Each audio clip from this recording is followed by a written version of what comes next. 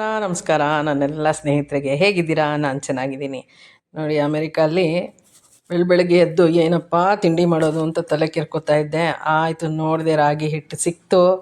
So ರಾಗಿ ರೊಟ್ಟಿ ಮಾಡಿಬಿಡೋಣ. ಯಾರಿಗಿಷ್ಟ ಆಗಲ್ಲ ಹೇಳಿ ರಾಗಿ ರೊಟ್ಟಿ ಅಂದರೆ ಎಂಥವ್ರಿಗಾದ್ರೂ ಬಾಯಲ್ಲಿ ನೀರು ಉರಿಸುತ್ತೆ. ಇರೋ ಪದಾರ್ಥ ಏನೆಲ್ಲ ಇದೆ ಅಂತ ನೋಡಿಕೊಂಡು ಶುರುನೇ ಮಾಡಿಬಿಟ್ಟೆ ನೋಡಿ ರಾಗಿ ರೊಟ್ಟಿ ಮಾಡೋಕ್ಕೆ. ಮಾಡಿದ್ಮೇಲಂತೂ ಎಲ್ಲರಿಗೂ ಇಷ್ಟ ಆಯಿತು. ನೋಡಿ, ನಮ್ಮ ಮೈಸೂರು, ಬೆಂಗಳೂರು, ನಮ್ಮ ಕರ್ನಾಟಕದ ರಾಗಿ ರೊಟ್ಟಿನ ಅಮೇರಿಕಲ್ಲಿ ಮಾಡಿದ್ರೆ ಹೇಗಿರುತ್ತೆ, ಸೂಪರಾಗಂತೂ ಇತ್ತು. ಮನೆಯೊಳಗೆ ಮಾಡಿದ್ದು, ಇನ್ನೆಲ್ಲ ಹೊರಗಡೆ ಎಲ್ಲೂ ಮಾಡಿಲ್ಲ. ಬನ್ನಿ ಸ್ನೇಹಿತರೆ, ನೋಡೋಣ ಹೇಗೆ ಮಾಡಿದೆ ರಾಗಿ ರೊಟ್ಟಿ ಅಂತ. ನೋಡಿ, ಈ ವಿಡಿಯೋನ ಪೂರ್ತಿ ನೋಡಿ, ನಿಮ್ಮ ಅನಿಸಿಕೆನ ಖಂಡಿತ ತಿಳಿಸಿ. ನನಗಂತೂ ತುಂಬ ಖುಷಿಯಾಯಿತು ರಾಗಿ ರೊಟ್ಟಿ ಮಾಡಿ.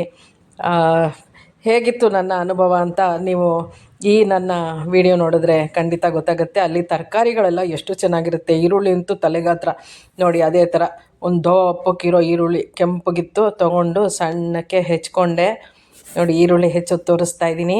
ನಿಮಗೂ ಖುಷಿಯಾಗುತ್ತೆ ಸ್ನೇಹಿತರೆ. ನೋಡಿ, ಅಮೇರಿಕಾಗೆ ಏನಾದ್ರು ಹೋದರೆ ಈ ಥರ ನಮ್ಮ ಅಡುಗೆ ಮಾಡಿಕೊಂಡು ತಿಂದರೆ ಎಷ್ಟು ಖುಷಿಯಾಗುತ್ತೆ. ರಾಗಿ ಹಿಟ್ಟು ಇತ್ತು, ಅದನ್ನು ನೋಡಿದೆ, ಹಾಗೆ ಡೇಟೆಲ್ಲ ಚೆಕ್ ಮಾಡಿ ಪಕ್ಕಕ್ಕೆ ಇಟ್ಕೊಂಡೆ. ನೋಡಿ, ಈಗ ಫ್ರಿಜ್ಜಿಂದ ಎರಡು ಹಸಿಮೆಣ್ಸಿನ್ಕಾಯಿ ತೊಗೋತೀನಿ. ತುಂಬ ಖಾರ ಈ ಹಸಿಮೆಣ್ಸಿನ್ಕಾಯಿ. ಅಲ್ಲಿ ಥಾಯ್ ಚಿಲ್ಲಿ ಅಂತ ಬೇರೆ ಸಿಗುತ್ತೆ, ಥೈಲ್ಯಾಂಡಿಂದ ಬರೋದು. ಇದೆಲ್ಲ ಬ್ರೆಜಿಲಲ್ಲಿ ಜಾಸ್ತಿ ಬೆಳೀತಾರೆ. ಸೊ ಇದೆಲ್ಲ ಅಮೇರಿಕಾಗೆ ತುಂಬ ಬರುತ್ತೆ. ಬಟ್ ತರಕಾರಿ ಅಂತೂ ನೀವು ನೋಡಿದ್ರೆ ಎಲ್ಲ ತೊಗೊಂಡು ತಿನ್ಬಿಡೋಣ ಅನಿಸುತ್ತೆ. ಹಣ್ಣುಗಳಂತೂ ನೋಡಿದ್ರೆ ಅಷ್ಟೇ ಖುಷಿಯಾಗುತ್ತೆ, ಅಷ್ಟೇ ಚೆನ್ನಾಗಿರುತ್ತೆ. ನೋಡಿ, ಹಾಗೆ ಹಸಿಮೆಣ್ಸಿನ್ಕಾಯಿ ಜೊತೆ ಒಂಚೂರು ಸ್ವಲ್ಪ ಕೊತ್ತಂಬರಿ ಸೊಪ್ಪು ಅಷ್ಟು ಫ್ರೆಶ್ ಆಗಿರಲಿಲ್ಲ, ಆದರೂ ಇದ್ದಿದ್ದನ್ನೇ ಹೆಚ್ಚಿಟ್ಕೊಂಡೆ ಹಸಿಮೆಣ್ಸಿನ್ಕಾಯಿ ಜೊತೆ. ಈಗ ಒಂದು 5.5 ಸೌಟಷ್ಟು ರಾಗಿ ಹಿಟ್ಟು ಹಾಕ್ಕೋತಾ ಇದ್ದೀನಿ ಒಂದು ಬೌಲ್ಗೆ. ಯಾಕೆಂದರೆ ನಾವೊಂದು 3-4 ಜನ ಇದ್ವಿ ಅಷ್ಟೇ. ಸೊ 4 ಜನಕ್ಕೆ ಆಗೋಷ್ಟು ಮಾತ್ರ ತಿಂಡಿಗೆ ಸಾಕು ಅಂದ್ಬಿಟ್ಟು ಒಬ್ರಿಗೆ 2 ರೊಟ್ಟಿ ಅಂತ ಲೆಕ್ಕ ಹಾಕ್ಕೊಂಡು. ನೋಡಿ, ಈಗ ಸ್ವಲ್ಪ ಜೀರಿಗೆ ಹಾಕಿದ್ದೀನಿ. ಹಾಗೆ ನೋಡಿ, ಉಪ್ಪು ಹಾಕೋಣ. ಉಪ್ಪು ಹಾಕೋತಾ ಇದ್ದೀನಿ. 1 ಸ್ಪೂನಷ್ಟು ಉಪ್ಪು ಹಾಕಿದೆ ನಾನು. ಈಗ ಹೆಚ್ಚಿಟ್ಕೊಂಡಿದ್ದು ಹಸಿಮೆಣ್ಸಿನ್ಕಾಯಿ, ಸ್ವಲ್ಪ ಕೊತ್ತಂಬರಿ ಸೊಪ್ಪು ಸ್ವಲ್ಪನೇ ಇತ್ತು, ಅದನ್ನು ಹಾಕ್ತಾಯಿದ್ದೀನಿ. ಹಾಗೆ ಚೆನ್ನಾಗಿ ಹೆಚ್ಚಿದ ಈರುಳ್ಳಿನೂ ಹಾಕ್ಕೊಳ್ಳೋಣ.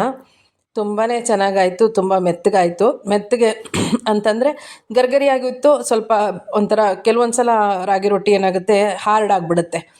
ಸೊ ಹಾಗಾಗಿ ನಾನಿಲ್ಲಿ ಸ್ವಲ್ಪ ಡೆಸಿಕೇಟೆಡ್ ಕೋಕೋನಟ್ ಯೂಸ್ ಮಾಡ್ತಾಯಿದ್ದೀನಿ. ಹಸಿ ತೆಂಗಿನಕಾಯಿ ಇರಲಿಲ್ಲ, ಹಾಗಾಗಿ ಇದನ್ನು ಬೇಕಾದ್ರೆ ಒಂಚೂರು ಬಿಸಿನೀರಲ್ಲಿ ನೆನೆಸ್ಕೊಂಡು ಕೂಡ ಹಾಕ್ಬೋದು. ಈಗ ನಾನು ಅಲ್ಲಿ ಸಿಗುವಂಥ ಮ್ಯಾಶ್ಡ್ ಪೊಟೆಟೊ, ಈ ಪೌಡ್ರ್ ಫಾರ್ಮಲ್ಲಿ ನಮಗೂ ಇಲ್ಲೂ ಸಿಗುತ್ತೆ ಇಂಡಿಯಾನಲ್ಲೂ. ಮ್ಯಾಶ್ಡ್ ಪೊಟೆಟೊ ಇತ್ತು, ಸರಿ ಅದನ್ನು 1 ಸ್ಪೂನ್ ಹಾಕ್ಕೊಂಡೆ. ಈ ಮ್ಯಾಶ್ಡ್ ಪೊಟೆಟೊ ಹಾಕೋದ್ರಿಂದ ಏನಾಗುತ್ತೆ, ರೊಟ್ಟಿ ಮೆತ್ತಗೆ ಬರುತ್ತೆ. ಸೊ ತುಂಬ ಹಾರ್ಡ್ ಆಗೋಲ್ಲ. ಹಾಗಾಗಿ ಈಗ ಎಲ್ಲನೂ ಒಂದು ಸ್ವಲ್ಪ ಮಿಕ್ಸ್ ಮಾಡಿ ಸ್ವಲ್ಪನೇ ನೀರು ಹಾಕ್ಕೊಂಡು. ನೋಡಿ, ನೀರಿಗೆ ಈ ಥರದ್ದು ಫಿಲ್ಟ್ರ್ ಬಳಸ್ತಾರೆ ಇಲ್ಲಿ. ನೋಡಿ, ಈ ಫಿಲ್ಟ್ರಲ್ಲಿ ತಣ್ಣಗಿರೋ ನೀರೇ ಹಿಡಿಬೇಕು.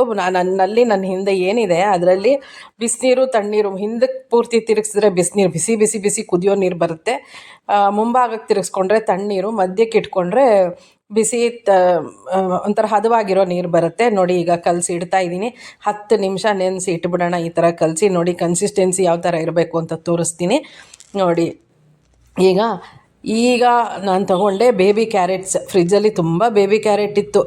ಯಾಕೆ ಅಂದರೆ ನಾನು ಡೆಸಿಕೇಟೆಡ್ ಕೋಕೋನಟ್ ಯೂಸ್ ಮಾಡಿರೋದ್ರಿಂದ ಅದಕ್ಕೆ ಸ್ವಲ್ಪ ಸ್ವೀಟ್ನೆಸ್ ಬರಬೇಕು ಅಂತಂದರೆ ಫ್ರೆಶ್ ಕೋಕೋನಟ್ ಹಾಕದೇ ಇರೋದ್ರಿಂದ ಕ್ಯಾರೆಟ್ ಹಾಕ್ಕೊಂಡ್ರೆ ಅದಕ್ಕೆ ಸಬ್ಸ್ಟಿಟ್ಯೂಟ್ ಆಗಿ ಕೆಲಸ ಮಾಡುತ್ತೆ. ಹಾಗಾಗಿ ಕ್ಯಾರೆಟು ತುರಿದ್ಬಿಟ್ಟು ಹಾಕ್ತಾಯಿದ್ದೀನಿ. ನೋಡಿ ಸ್ನೇಹಿತರೆ, ಎಲ್ಲ ಹಾಕಾಯಿತು. ಒಂದು ಸಲ ಕಲಸಿ 10 ನಿಮಿಷ ಇಟ್ಟಿದ್ದೆ. ಈಗ ಕ್ಯಾರೆಟನ್ನು ಹಾಕಿ ಚೆನ್ನಾಗಿ ಕಲಸಿ ಎತ್ತಿಟ್ಕೊತೀನಿ. ತೋರಿಸ್ತೀನಿ ಯಾವ ಥರ ಇರುತ್ತೆ ಹಿಟ್ಟು ಅಂತ. ನಿಮಗೆಲ್ಲ ಇಲ್ಲಿ ಅವ್ರಿಗೆಲ್ಲ ರಾಗಿ ರೊಟ್ಟಿ ಮಾಡೋದು ಚೆನ್ನಾಗಿ ಗೊತ್ತೇ ಇದೆ.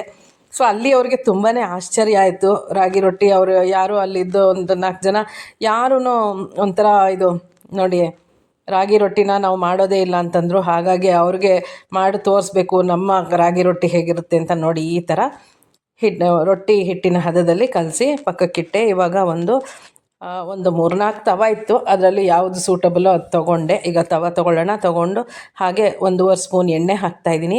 ಯಾಕೆ ಅಂತಂದರೆ ರಾಗಿ ರೊಟ್ಟಿಗೆ ಸ್ವಲ್ಪ ಎಣ್ಣೆ ಬೇಕಾಗುತ್ತೆ, ರಾಗಿ ಹೀರ್ಕೊಳ್ಳುತ್ತೆ.